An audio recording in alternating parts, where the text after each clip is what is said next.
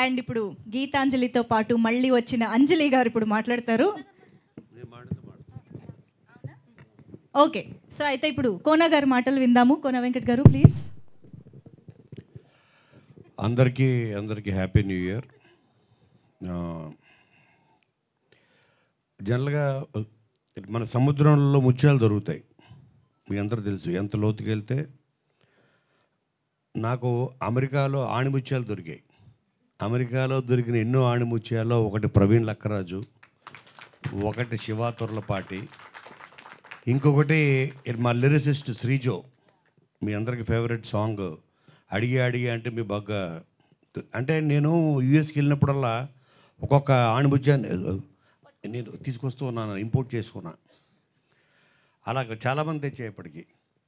So అలాగా నాకు first నేను ఒక షార్ట్ ఫిల్మ్ చేయాలని నేను ఒక హాలిడేకి వెళ్ళినప్పుడు ఖాళీగా ఉండలేక అనుకున్నప్పుడు నేను ఒక షార్ట్ ఫిల్మ్ చేశా. దాని పేరు రామ్ అండ్ జూలియట్. సో దాంట్లో సాంగ్స్ కూడా పెట్టా. ఆ సాంగ్స్ అప్పుడు కాంటాక్ట్ చేసింది, అప్పుడు నాకు పరిచయం అయిందే శివ. అలాగా ఐ థింక్ ఇట్ వాజ్ 2008, 2009. అప్పటి నుంచి శివతో ట్రావెల్ మేము చేసిన అన్ని మూవీస్లో తనకి. సో చాలామందికి డ్రీమ్స్ ఉంటాయి. నేను నా దీంట్లో చెప్తుంటా, మనీష్ ఇండస్ట్రీకి వచ్చిన ఈరోజు ఉన్న ప్రతి వాళ్ళకి ఏంటంటే వాళ్ళు స్టడీస్ అప్పుడు, డిగ్రీ అప్పుడు, తర్వాత జాబ్ చేయాల్సి వచ్చినప్పుడు ఇంట్లో నుంచి ఒక ప్రెషర్ ఉంటుంది. మైండ్కి హార్ట్కి ఒక వార్ ఉంటుంది, యుద్ధం. యువర్ హార్ట్ సేస్ నీకు నచ్చిన పని చేయి, యువర్ మైండ్ సేస్ నీకు వచ్చిన పని చేయి. ఇంట్లో వాళ్ళు నీకు జాబ్ వచ్చింది చెయ్యి. సో మనం లైఫ్లో త్వరగా సెటిల్ అవ్వాలంటే మనం ఏదో ఒక ఉద్యోగం వెతుక్కోవాలి. Passion will take a back seat.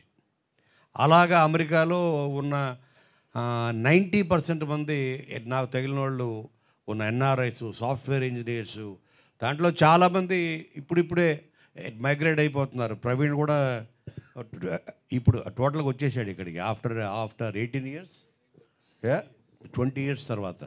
అంటే వాళ్ళ ప్యాషన్, వాళ్ళ యాక్చువల్ సినిమా.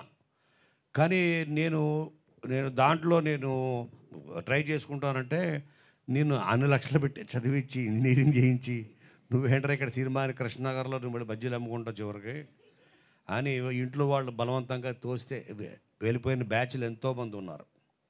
అలాగే ఇంకా ఇక్కడ రాదులే మనకి ఛాన్స్, ఇంత కాంపిటేటివ్ వరల్డ్, దీంట్లో ఇంపాసిబుల్ అని ఆ నమ్మకం పోయి, బట్ ప్యాషన్ మాత్రం చావదు, అది మనతో పాటే వస్తుంది. అలా వెళ్ళిన ఎంతోమందిలో కొద్దిమందిని నేను అక్కడ మీట్ అవ్వగలిగాను. సో నేను వాళ్ళకు ఛాన్స్ ఇవ్వగలిగాను. వాళ్ళల్లోనే వీళ్ళందరూ ఉన్నారు. And now coming back to Geethanjali అన్నది నాకు గీతాంజలి అప్పటికే నాకు చాలా సినిమాలు అప్పటికే ఐ థింక్ అరౌండ్ 45 ఫిలిమ్స్ అయిపోయాయి, ఇంక్లూడింగ్ అమ్మ నాన్న తమిళమ్మాయి, ఢీ, రెడీ, దూకుడు, బాద్షా, అదూర్స్, ఇక అవి ఇవేరు కాదు, అన్నీ అయిపోయినాయి. అయిపోయిన తర్వాత కమర్షియల్ ఫిలిమ్స్ చేస్తూ ఒక ప్రవాహంలో కొట్టుకుపోతూ ఉన్నప్పుడు దాని నుంచి బయటకు వచ్చి మనమంటూ ఒక గుర్తింపు యాజ్ రైటర్గా వచ్చింది. దాన్ని ఒక కాన్సెప్ట్ ఫిలిమ్స్ ఏదో ఒకటి ఒక ట్రెండ్ సెట్ చేసి ఫిలిం ఏదైనా చేయాలి అన్నది, వితౌట్ నెంబర్ గేమ్ అన్ని కోట్లు కలెక్ట్ చేసింది, అక్కడ అన్ని థియేటర్స్లో ఆడింది. ఇటువంటి ట్యాగ్ లైన్స్ లేకుండా ఒక మంచి ఫిలిం చేయాలి అనుకున్నప్పుడు నా దగ్గరికి అప్పుడు వచ్చాడు సీను.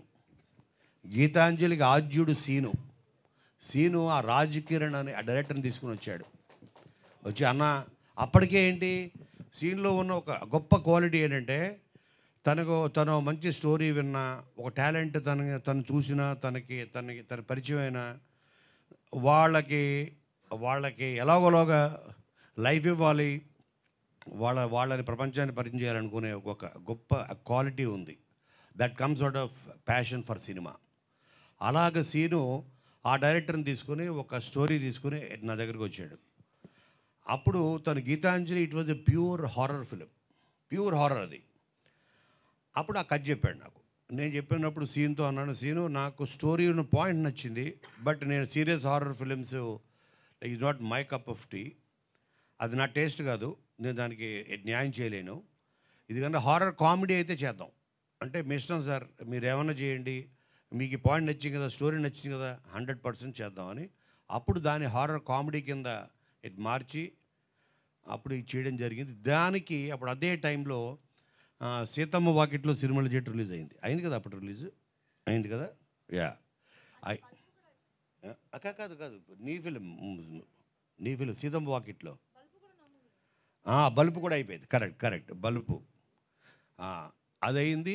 అప్పుడు దీనికి ఆ క్యారెక్టర్ చాలా ఇంపార్టెంట్. దాంట్లో ట్విన్స్ ఉంటారు, సిస్టర్స్. సో ఆ క్యారెక్టర్కి చాలా ఇంపార్టెంట్. అప్పుడు అదే టైంలో మేము కలిసి చేసిన ఫస్ట్ ఫిలిం ఐ థింక్ బలుపు సినిమా. దానికి నేను స్టోరీ డైలాగ్స్ ఇవ్వడం జరిగింది. Block buster. దాంట్లో ఒక క్యారెక్టర్ ఉంటుంది, తిరు చేసిన క్యారెక్టరే సినిమాకి సోల్ బలుపులో.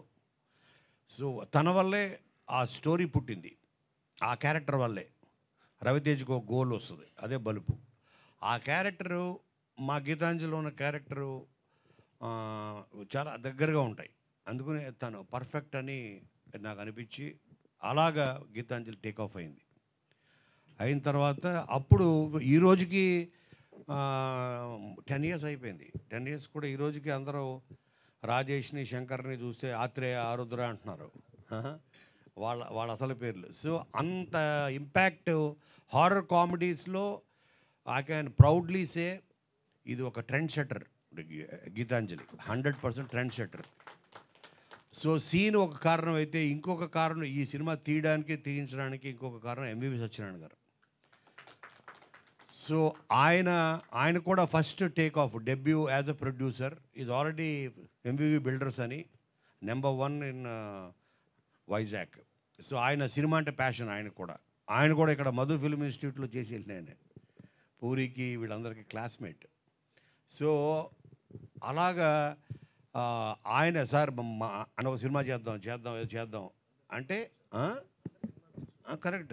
సినిమా పిచ్చి వాళ్ళే ఉంటారు ఇక్కడ ఉన్న వాళ్ళు అందరూ కూడా, కెమెరా గారు ఉన్న కూడా వాళ్ళే. సినిమా ఇండస్ట్రీలో వచ్చేది సినిమా పిచ్చి వాళ్ళే వస్తారు, ఇంక్లూడింగ్ లైట్ మెన్లు కూడా. అందుకని సినిమా అన్నది చాలా గొప్పది, ఎందుకంటే అందరినీ లైక్ మైండెడ్ పీపుల్ని ఒక దగ్గర చేరుస్తుంది. అంత గొప్ప శక్తి ఉంది సినిమాకి. అలాగే గీతాంజలి మా అందరికీ, నాకు ఎస్పెషలీ యాజ్ రైటర్గా, అప్పటికే ఏంటి మన మీడియా మిత్రులు కొంతమంది రాయడం స్టార్ట్ చేశారు, టెంప్లెట్ ఇక నువ్వు బకరా కామెడీలు వదలవా అనేసి, ఆ దూకుడులో అది ఢీ నుంచి నువ్వు పట్టుకున్నావు.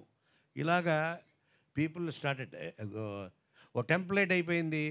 నీది డీలో కూడా బ్రహ్మానందాన్ని బకరా చేయడం, మళ్ళీ రెడీలో అదే, మళ్ళీ కింగ్లో అదే, ఇలాగని. బట్ అవి సక్సెస్ అవుతూ ఉన్నప్పుడు నేను ఎందుకు వదలాలి అని దాంట్లో ఇంకొక ఏదో నేను డెవలప్మెంట్ చేసుకుంటూ వచ్చా. బట్ వాటన్నిటినీ పక్కన పెట్టి అంతకన్నా గొప్ప పేరు తీసుకొచ్చిన సినిమా నాకు గీతాంజలి. సో దానికి కారణం ఇగో వీళ్ళందరూ. అంజలి నెంబర్ 1, తను నిజంగా చెప్పాలంటే ప్రాణం పెట్టి చేసింది. అలాగే సీను, రాజేష్, వీళ్ళందరూ, శంకర్, వీళ్ళందరూ. అండ్ ఎస్పెషలీ దానికి అప్పుడు నేను ఎస్పెషల్లీ హారర్ బ్యాక్డ్రాప్ ఫిలిమ్స్కి చాలా ఇంపార్టెంట్ 2 things టెక్నీషియన్స్లో, అపార్ట్ ఫ్రమ్ లైక్ డైరెక్టర్ కాకుండా. Number 1 is camera. దానికి సాయి శ్రీరామ్. ఆ సాయి శ్రీరామ్ ఎంత హెల్ప్ అయ్యాడో అంతకు మించి హెల్ప్ అయ్యాడు మాకు సిద్ధార్థ్. చాలా ఇంపార్టెంట్. అంటే ఆ మూడ్ సెట్ చేయడం, మనని ఆ ప్రపంచంలో తీసుకెళ్ళడం. మనం థియేటర్లోకి వెళ్ళిన తర్వాత అది తను చాలా డీటెయిలింగ్గా చేశాడు. తన ఆ కలర్ టోన్స్ కానీ everything, colour palette, everything. Number 1 అదైతే. Number 2 music.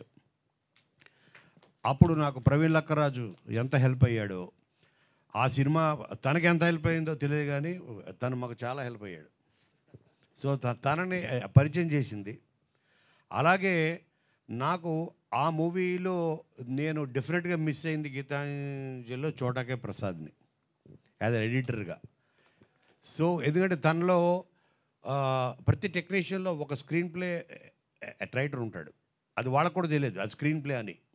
Because screenplay అంటేనే ఇవన్నీ మిక్స్ చేస్తేనే screenplay. Camera is part of screenplay, dialogues are part of screenplay, everything, camera, music, editing, ఇవన్నీ screenplay కిందకే వస్తాయి. అంటే కథని చెప్పడానికి వాడే టూల్ అది ఏదైనా సరే ఈజ్ దాన్ని స్క్రీన్ ప్లే అంటాం.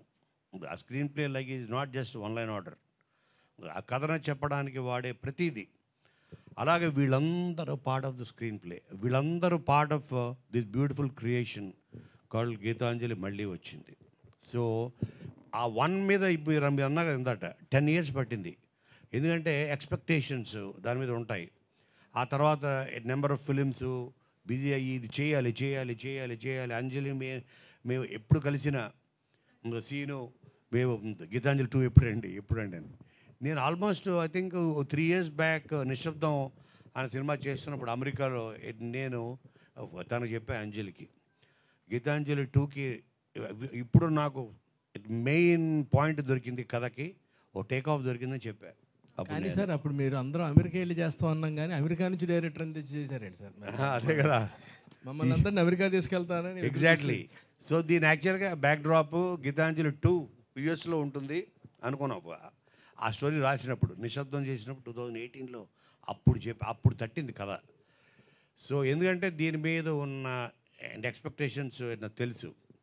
బట్ ఆ బ్యాక్ డ్రాప్ని ఫ్రమ్ అక్కడి నుంచి అమెరికా నుంచి ఊటీకి మార్చాం. దానికి కారణం ఏంటంటే టెక్నికల్గా దీనికి చాలా దీనికి సపోర్ట్ కావాలి. హారర్ అంటే in terms of lighting, equipment, ఇవన్నీ అక్కడ దొరుకుతాయో దొరకవో, టెక్నీషియన్స్, ఇన్ని ప్రాక్టికల్ ప్రాబ్లమ్స్ ఆలోచించి మెయిన్ వీళ్ళు డేట్లు ఈ వీళ్ళందరూ వీళ్ళందరూ. సో అలాగా దాన్ని ఇక్కడ తీసుకురావడం జరిగింది. అలాగే బ్యూటిఫుల్ ఎడిషన్స్ జరిగాయి. గీతాంజలి మళ్ళీ వచ్చి ఇందులో ఆ బ్యూటిఫుల్ ఎడిషన్సే వీళ్ళు సత్య ఇందులో, అలాగే సునీల్ యాజ్ నిన్న లుక్ రివీల్ చేసాం, కిల్లర్ నాని.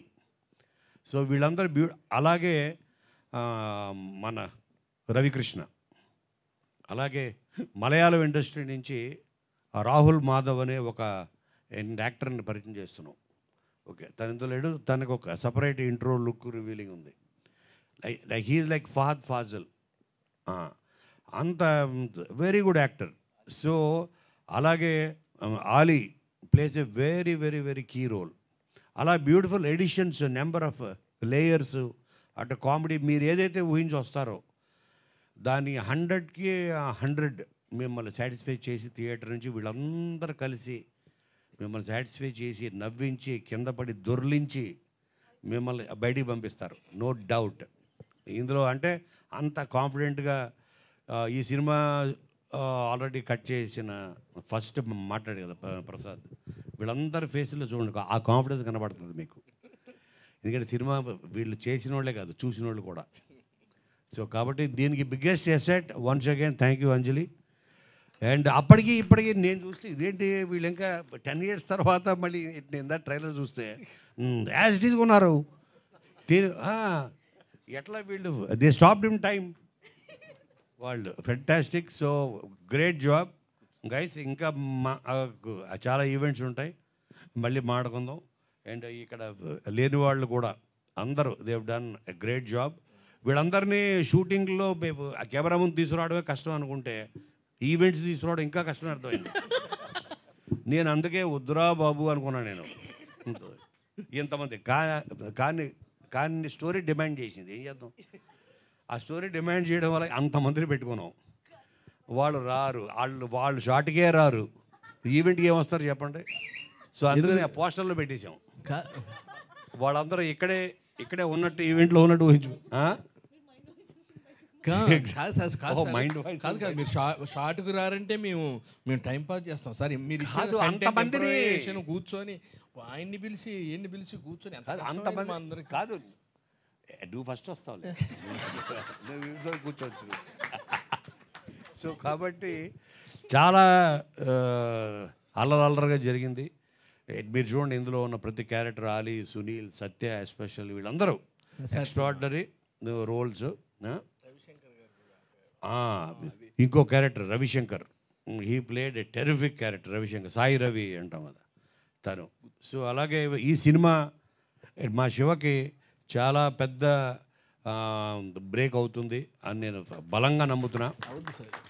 ఎందుకంటే శివ యాక్చువల్గా తను ఒక సినిమా డైరెక్ట్ చేస్తానని నన్ను ఎవ్రీ వీక్ ఒకసారి కాల్ చేసి, సార్ ఓ స్టోరీ ఉంది చేసుకుంటా ఉన్నాడు తను నేను చెప్పనా అని. నేను సరే ఆఫ్టర్ 6 months తర్వాత నేను అన్నాను, నువ్వు నాకు చెప్పొద్దు, నేనే చెప్తాను నీకు ఓ స్టోరీ అన్నాను. నువ్వు డైరెక్ట్ చేయాలనుకుంటున్నావు కదా, నేనే ఒకటి చెప్తా వినరా అన్నాను. అలాగా తనకి ఇవ్వడం జరిగింది. సో మళ్ళీ మన టాలీవుడ్కి ఇంకొక ఫెంటాస్టిక్ డైరెక్టర్ మనకి పరిచయం కాబోతున్నాడు, తనే Shiva. So thank you everybody. ఇంకా కమింగ్ ఈవెంట్స్లో చాలా షాండ్లర్లో క్యారెక్టర్ ఉంది, ఆ మెట్లలో క్యారెక్టర్ ఉంది, ఆ కిటికీల్లో క్యారెక్టర్లు ఉంటాయి. So thank you so much అందరికీ. Wait for the teaser. Mostly మేము ఫస్ట్ టీజర్ ఆ పొంగల్కి లాంచ్ చేయాలని ప్లాన్ చేస్తున్నాం. మీకు దాంతో అర్థమైపోద్ది, గీతాంజలి మళ్ళీ వచ్చింది కాదు, మళ్ళీ రావాలని ఉద్యమాలు చేస్తారు. Thank you so much. ఇదే సార్. సీను ప్లీజ్ ఇట్రా. సీను ఈ సినిమాకి బిగ్గెస్ట్ అసెట్. బిగ్గెస్ట్ అంటే అసలు అన్బిలీవబుల్. నేను షాక్, ఎందుకంటే నేను ఇప్పటికి 55 ఫిలిమ్స్ చేశా యాజ్ రైటర్గా అండ్ యాజ్ ప్రొడ్యూసర్గా 6 ఫిలిమ్స్. కానీ నాకు ఒక మనిషి తను 100% డెడికేషన్ పెట్టి చేస్తే ఇంత వస్తుంది అవుట్పుట్ అని నేను ఫస్ట్ టైం ఇంతమంది టాప్ ఆర్ట్ డైరెక్టర్స్ తోటి, ప్రొడక్షన్ డిజైనర్స్ పనిచేశాను. And scene is the best asset for Geethanjali. Thank you very much. యాక్చువల్గా గీతాంజలి ఫస్ట్లో నేను గీతాంజలి అనే క్యారెక్టర్ని లవ్ చేయడానికి ప్రయత్నం చేస్తాను. అవును. సరే ఈ సినిమాలో నాకు ఆల్రెడీ పెళ్ళి అయిపోద్ది, కానీ దీంట్లో అలా ప్రయత్నం చేసిన క్యారెక్టర్ గురించి నాకు చెప్పలేదు కోపంతో. ఫోన్లే బాగోదని చెప్తున్నారు. రవి బ్రో కూడా బాగానే. ఇంకోటి నా మేకప్ మ్యాన్ నారాయణను మా డ్రైవర్ వచ్చారు, ఒక్కడని విజిల్ ఏరే వాళ్ళు చూడు ఎట్లా వేసుకుంటున్నారు. వచ్చినప్పుడు అసలు మీకు తెలియదు, ఎప్పుడన్నా నా గురించి చెప్పినప్పుడు మీరు అది ముందే ఎక్స్ట్రా పేమెంట్ చేసి చెప్పుకోవాలండి. ఇప్పుడు మీరు మైక్లో చెప్తే అరే ఎక్కువ బిల్లు ఎక్కువ వస్తుంది. Thank you so much. And yes, of course Geethanjali మాటలు విందాము. ఓకే, అంజలి గారి మాటలు విందాం ఇప్పుడు.